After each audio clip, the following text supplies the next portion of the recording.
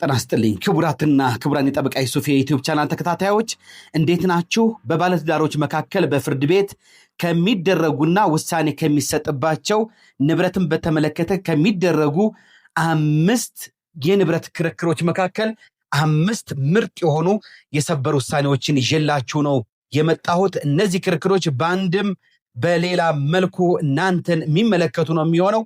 ሁላችሁም ባለትዳሮች ባልና ሚስቶች ያገባችሁም ያላገባችሁም ይህንን ዘርዘር ያለ ሰፊ የሆነ የህግ ምክርና ትንታኔ እንድትሰሙት እጋብዛችኋለሁ። ለጥያቄዎቻችሁ መልስ በዚህ ማብራሪያና በዚህ የህግ ትንታኔ ውስጥ ታገኛላችሁ።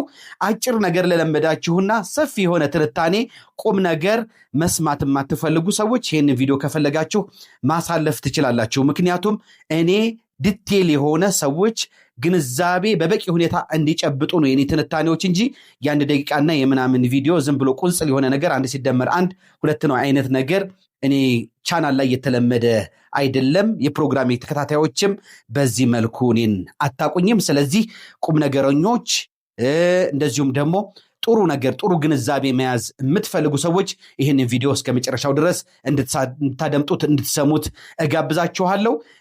ምርጥ ከሚባሉ የሰበር ውሳኔዎች ቦታን ንብረት ክርክርን በተመለከተ እምነግራችሁ 1 በ1 እስከ 5 ዘረዝርና አስቀምጥላችሁና በእያንዳንዱ ነጥብ ላይ ማብራሪያ እሰጣችኋለሁ። አንደኛ ቦታው ከጋብቻ በፊት በምሪት የተገኘ ሆኖ ቤቱ ግን በጋብቻ ውስጥ በጋራ ባልና ሚስት ቢሰሩት ይህ ቤት የግል ነው ወይስ የጋራ የሚለውን አንድ እነግራችኋለሁ። ሁለተኛ ከጋብቻ በፊት አንደኛው ተጋቢ ተበድሮ ቤት ቢሰራና ብድሩ በጋብቻ ጊዜ ወይም በጋብቻ ውስጥ ከሚስትና ከባል የጋራ ሀብት ከደሞዝ ሊሆን ይችላል ቢከፈል ይህ ቤት የጋራ ነው ወይስ የግል? በሶስተኛ የምነግራችሁ ብዙ ሰዎች የሚያጋጥማቸው ክርክር ኮንዶሚኒየም ቤትን በተመለከተ ክርክር ያጋጥማቸዋል።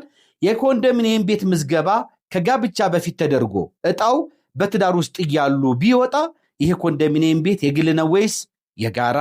ሶስተኛ አራተኛው አንደኛው ወገን ገንዘብ አጥፍቶ ለትዳር ጥቅም ነው ያልኩት ቢል በፍርድ ቤት ክርክር ጊዜ በንብረት ክፍፍል ጊዜ ይህ ገንዘብ ለትዳር ጥቅም ነው የዋለው ለማለት ምን መሟላት አለበት? ገንዘቡንስ ለመክፈል ኃላፊነት አለበት የሚለው በአራተኛ ነግራቸዋለሁ። በአምስተኛ ባልና ሚስት በትዳር ውስጥ እያሉ በውልና ማስረጃ አንዱ ለአንዱ የሚያደርጉት የስጦታ ውል ተቀባይነት የለውም። ለምን? ምክንያቱን እነግራችኋለሁ። 1 በ1 እንድትሰሙኝ እጋብዛችኋለሁ። እንግዲህ ይዞታው ከጋብቻ በፊት በምሪት አንደኛው ባል ወይም ሚስት ያገኙት ሆኖ ቤቱን ግን በጋብቻ ውስጥ በጋራ ቢሰሩት ይህ ቤት የግል ነው ወይስ የጋራ የሚለውን እነግራችኋለሁ። ይህን ጉዳይ በተመለከተ እንግዲህ የፌዴራል ጠቅላይ ፍርድ ቤት በሰበር መዝገብ ቁጥር 14479 በቅጽ 4 በመዝገብ ቁጥር 26130 በቅጽ 6 ላይ በሰጠው አስገዳጅ ህግ ትርጉም የፌዴራል ጠቅላይ ፍርድ ቤት ሰበር ሰሚ ችሎት ማለት ነው ቤት የተሰራበት ቦታ አንደኛ ወገን ጋብቻ ከመፈጸሙ በፊት በመንግስት ተመርቶ ያገኘው ሲሆንና በዚሁ ቦታ ላይ ባልና ሚስቱ በጋብቻ ውስጥ ቤት ቢሰሩ ቤቱ በጋብቻ ውስጥ ስለተሰራ የጋራ ሀብት ነው። ይዞታው ግን ከጋብቻ በፊት ስለተመራ የግል ነው ሊባል አይገባም በማለት ውሳኔ ሰጥቷል። ለውሳኔው መሰረት ያደረገው በህገ መንግስቱ አንቀጽ 40 ንዑስ አንቀጽ 3 መሰረት ግለሰቦች በመሬት ላይ የይዞታ መብት እንጂ የባለቤትነት መብት ስለማይኖራቸው ቤቱና ቤቱ የተሰራበት ቦታ ለየብቻ ለያይቶ በመመልከት ቤቱ የጋራ ነው ቦታው ግን የግል ነው ሊባል ስለማይገባ በማለት ቤቱም ሆነ ይዞታው የጋራ ሀብት ነው ሲል ውሳኔ ሰጥቷል ማለት ነው። ይሄ አንዱ ነው። ውድና የተከበራችሁ የፕሮግራም ተከታታዮች ሌላ ሁለተኛ ነግራችኋለሁ ያልኩት ከጋብቻ በፊት አንደኛው ተጋቢ ገንዘብ ተበድሮ ቤት ቢሰራና ብድሩ በጋብቻ ጊዜ ከጋራ ሀብት ከደሞዝ ቢከፈል ቤቱ የጋራ ነው ወይስ የግል የሚለውን እነግራችኋለሁ። አንደኛው ተጋቢ እንግዲህ ከጋብቻ በፊት ተበድሮ በብድር ገንዘብ ቤት ቢሰራና ብድሩን በጋብቻ ጊዜ ከጋራ ሀብት ደሞዛቸው ቢከፍሉ ይህ ቤት የባልና የሚስቱ የጋራ ሀብት ሊባል ይገባል ወይስ አይገባም በሚሉ ጭብጦች ላይ ብዙ ጊዜ ክርክር ሲቀርብ ይስተዋላል በፍርድ ቤቶች። ይህን መሰረት በማድረግም እንግዲህ የፌዴራል ጠቅላይ ፍርድ ቤት ሰበር ሰሚ ችሎት በሰበር መዝገብ ቁጥር 35376 በቅጽ 5 ላይ በሰጠው የህግ ትርጓሜ ቤቱ ከጋብቻ በፊት የተሰራ ሆኖ ዕዳው ከጋራ ንብረት ከደሞዝ በጋብቻ ውስጥ በመከፈሉ ቤቱ የጋራ ሊባል አይገባም በማለት ቤቱን ከጋብቻ በፊት የሰራው ተጋቢ ወስዶ በጋብቻ ውስጥ ከደሞዙ ላይ የከፈለው ዕዳ ግማሹን አንደኛው ተጋቢ የሚወስድ ይሆናል ሲል ወስኗል ማለት ነው። ይሄ ሁለተኛው እነግራችኋለሁ ያልኩት ነው። ሌላው እንግዲህ የኮንዶሚኒየም ቤትን በተመለከተ ነው። ድና የተከበራችሁ ፕሮግራም ተከታታዮች የኮንዶሚኒየም ቤት እንግዲህ አስቀድሞ በሚደረግ የረጅም ጊዜ ቅድመ ቁጠባን መሰረት አድርጎ በተለያየ ጊዜ በሚወጣ ዕጣ ለባለዕድለኛው የሚተላለፍ ቤት መሆኑን ታውቃላችሁ። በእነዚህ ሂደቶች ውስጥ እንግዲህ የቤት ባለቤት የሚሆነው ወገንም ቁጠባውን ጋብቻ ከመመስረቱ በፊት አስቀድሞ ሲቆጥብ ቆይቶ ዕጣው በጋብቻ ውስጥ ሊወጣለት ይችላል።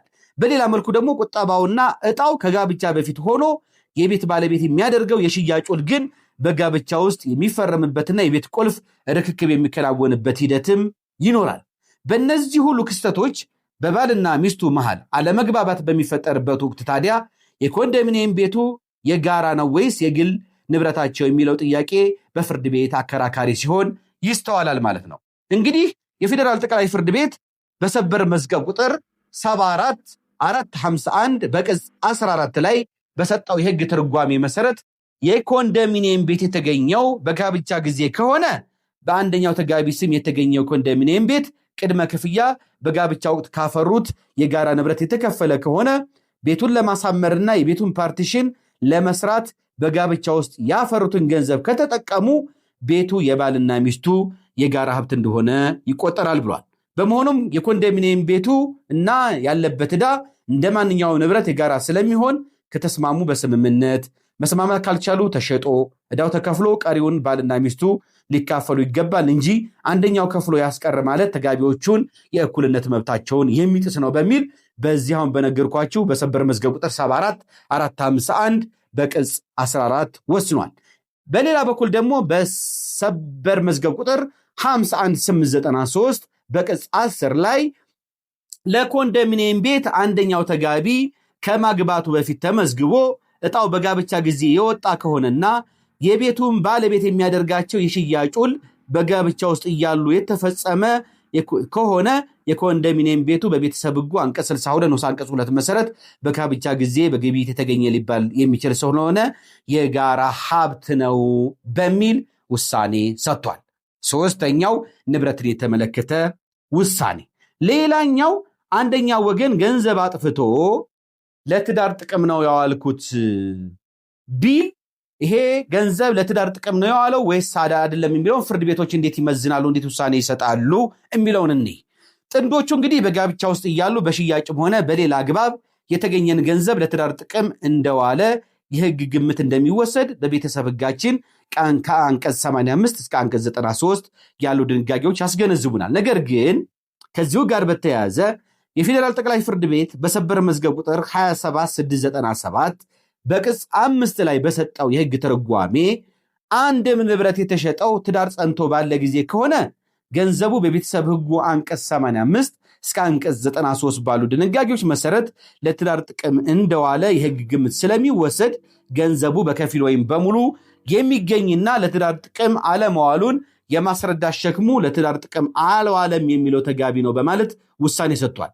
ጠቅላይ ፍርድ ቤቱ እንግዲህ በሰበር መዝገብ ቁጥር 202105 በሰጠው አስገዳጅ የሕግ ትርጉም በጋብቻ ወቅት የወጣ ወጪ ለትዳር ጥቅም መዋሉ ግምት እንደሚወሰድበት የሕግ ግምት መኖሩ እንደተጠበቀ ሆኖ ባልና ሚስቱ በፍቺ ወቅትና ጸብ ውስጥ ባሉበት ጊዜ ገንዘብ ሲወጣ ለትዳር ጥቅም ውሏል ሊባል የሚችልበት የሕግ አግባብ አይኖርም በማለት ውሳኔ ሰጥቷል። ምክንያቱም አንደኛው ተጋቢ በአካውንቱ የተቀመጠን ገንዘብ ጸብ ውስጥ ካሉ ፍቺ ፕሮሰስ ላይ ካሉ ሊያጠፋው ሊያሸሸው ይችላል በሚል ሊደብቀው ይችላል በሚል ማለት ነው። ስለዚህ ከዚህ በላይ እንግዲህ አሁን በነገርኳችሁ በእነዚህ በሰበር ሰሚ ችሎቱ በተለያየ ጊዜ በሰጣቸው የሕግ ትርጓሜዎችን ስለመለከት አንድ ወጪ የወጣው በትዳርና በሰላም እየኖሩ ከሆነ ወጪው ለትዳር ጥቅም እንደዋለ የሕግ ግምት ይወሰዳል። ወጪው ለትዳር ጥቅም አልዋለም የሚለው ተጋቢ ግን ያንን የማስረዳት ሸክም እና ማስረጃ አቅርቦ ለትዳር ጥቅም አለመዋሉን የማስረዳት ሸክም ይኖርበታል። በሌላ መልኩ ወጪው የወጣው ግራቀኙ ጸብና በፍቺ ሂደት ውስጥ በነበሩበት ወቅት ከሆነ ወጪው ለትዳር ጥቅም ወጥቷል ሊባል እንደማይገባ መገንዘብ ያስፈልጋል። ውድና የተከበራችሁ የፕሮግራሜ ተከታታዮች፣ ሌላው የስጦታ ውል በባልና ሚስት መካከል የሚደረግበትን አግባብ ይመለከታል። ብዙ ጊዜ ባልና ሚስት ውልና ማስረጃ ይሄዱና የውልና ማስረጃ የስጦታ ውል ያደርጉና ተቀባይነት ያለው ይመስላቸዋል። ነገር ግን በፌዴራሉ የቤተሰብ ሕግ አንቀጽ 73 መሰረት ባልና ሚስት ተጋብተው በሚኖሩበት ጊዜ በመካከላቸው የሚያደርጓቸው ውሎች ፍርድ ቤት ቀርበው ካልጸደቁ በስተቀር ውጤት አይኖራቸውም በማለት ተደንግጓል። የፌዴራል ጠቅላይ ፍርድ ቤት ሰበር ሰሚ ችሎትም እንግዲህ በሰበር መዝገብ ቁጥር 209994 በሰጠው የህግ ትርጓሜ የስጦታ ውሉ በሰነዶች ምዝገባና ማረጋገጫ ጽሕፈት ቤት ወይም በውልና ማስረጃ ቀርቦ መደረጉ በቤተሰብ ሕጉ በአንቀጽ 73 ላይ የተቀመጠውን አስገዳጅ ድንጋጌ ሊተካ ስለማይችል ከባልና ሚስት ግንኙነት ልዩ ባህሪ አንጻር ጉዳዩ ታይቶ ስጦታው በፍርድ ቤት ካልጸደቀ በስተቀር ሊጸና አይገባም ሲል ወስኗል። ስለዚህ ሰበር ሰሚ ችሎቱ በሰጠው የህግ ትርጓሜ መሰረት ባልና ሚስቱ የሚያደርጓቸው የስጦታ ውሎች በሰነዶች ምዝገባና ማረጋገጫ ጽሕፈት ቤት ዘንድ ቀርበው ያደረጉት ቢሆንም እንኳ በፍርድ ቤት አቅርበው ካላጸደቁ በስተቀር የሚጸና የስጦታ ውል ሊሆን አይችልም ማለት ነው። ከዚሁ ጋር በተያያዘ እንግዲህ ባልና ሚስት የትኛውንም አይነት ንብረቶቻቸውን አስመልክተው የሚያደርጓቸው ስምምነቶች በትዳር ውስጥ እያሉ ፍርድ ቤት ቀርበው ካልጸደቁ በስተቀር ቤት ውስጥ በሽማግሌ ቢያደርጉት፣ እንደዚሁም ውልና ማስረጃ ቢያደርጉት ያላቸው ግንኙነት የጋብቻ ግንኙነት እስከሆነ ድረስ በፍርድ ቤት ቀርቦ ካልጸደቀ በስተቀር የትኛውም ስምምነት ተቀባይነት የለውም። የፈለገ በነፍስ አባት ፊት ቢያደርጉት፣ በሸህ በኡስታዝ ፊት ቢያደርጉት፣ በትላልቅ አባቶች ፊት ቢያደርጉት፣ በፓስተር ፊት ቢያደርጉት ተቀባይነት ያለውም። ይህንን ልታውቁ ይገባል። ውድና የተከበራችሁ የፕሮግራም ተከታታዮች፣ እንግዲህ እነዚህ 5 የመረጥኩላችሁ ኢሹዎች ወይም ጉዳዮች በባልና በሚስት መካከል በባለትዳሮች መካከል በሚደረጉ የንብረት ክርክሮች ከሚነሱ ጥያቄዎች መካከል የእናንተንም ጥያቄ ይመልሳሉ በሚል ነው እነዚህን መርጬ ያቀረብኩላችሁ እነዚህን የህግ መረጃዎችና ትንታኔዎችን። ስለዚህ እንደዚህ ቁም ነገር የምትፈልጉ የፕሮግራሜ ተከታታዮች ትጠቀሙበታላችሁ፣ ያግዛችኋል፣ ይረዳችኋል ብዬ አስባለሁ።